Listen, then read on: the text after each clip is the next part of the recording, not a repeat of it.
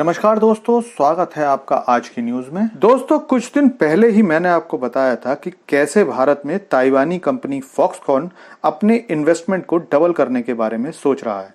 लेकिन फॉक्सकॉन अकेली ऐसी कंपनी नहीं है जिसने ऐसा ऐलान किया है। अब जो खबर निकलकर सामने आ रही है उसने तो हमारे दुश्मनों की हालत खराब कर दी है।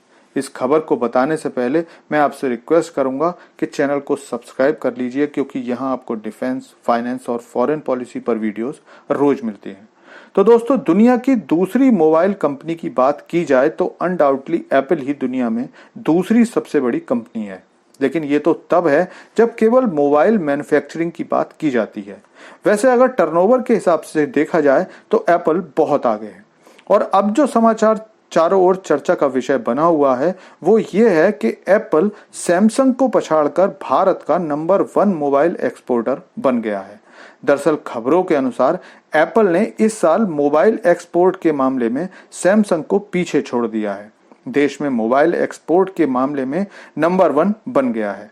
एप्पल की स्ट्रेटजी और भारत सरकार की नीतियों को हमें यकीनन सराहना देनी ही होगी, क्योंकि जो एप्पल पिछले साल 2022 में जून से अगस्त के बीच केवल 9% का एक्सपोर्ट करती थी, वो इस साल दूसरी तिमाही यानी कि जून से अगस्त के बीच निर्यात 49% कर चुकी है।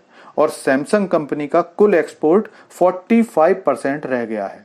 और बाकी चीनी कंपनी जैसे शाओमी, ओप्पो, वीवो जैसी कंपनियां 10% से 6% पर लुढ़क गई हैं।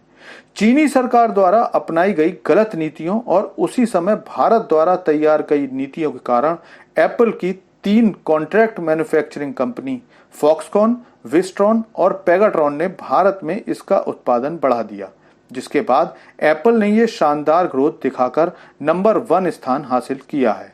लेकिन अगली खबर सुनकर लगता है कि एप्पल मानो भारत सरकार को उसकी बेहतरीन नीतियों के लिए इनाम देना चाहती है, और वो इनाम ऐसा है जिसमें एप्पल और भारतीय सरकार दोनों विन विन सिचुएशन में रहेंगे। दरअसल भारत से बढ़ते एक्सपोर्ट और भारत में ही लोकल लेवल पर बढ़ती सेल को देखकर एप्पल अपनी सेल को बढ़ाकर $40 बिलियन करने का प्लान बना रही है। अब आप में से कुछ लोग ये कह सकते हैं कि 40 बिलियन की सेल करने के बाद उससे भारत को क्या फायदा होगा, प्रॉफिट तो सारा कंपनी का होगा। तो भाई लोग, ऐसा नहीं है, क्योंकि अभी की कैपेबिलिटीज के हिसाब से एप्पल अपने मैन्युफैक्चरिंग से जिस स्तर पर पहुंची है उसे बढ़ाने के लिए उसे भारत में मोटा इन्वेस्टमेंट करना होगा। उसके बाद मैन्युफैक्चरिंग बढ़ाने के लिए भी लोगों को रोजगार देने होंगे। और मैं ये आपको पहले ही बता चुका हूं कि एप्पल की कॉन्ट्रैक्ट मैन्युफैक्चरिंग कंपनी फॉक्सकॉन पहले ही अपने इन्वेस्टमेंट को डबल करने की बात कह चुकी है, और कुछ पार्ट्स की मैन्युफैक्चरिंग का ऑर्डर टाटा को भी मिल चुका है।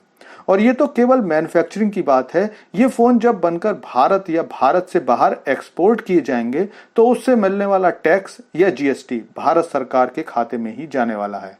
और क्योंकि एप्पल प्रोडक्ट्स काफी महंगे होते हैं बाकी कंपनियों के मुकाबले, तो जीएसटी भी ज्यादा होने वाली है।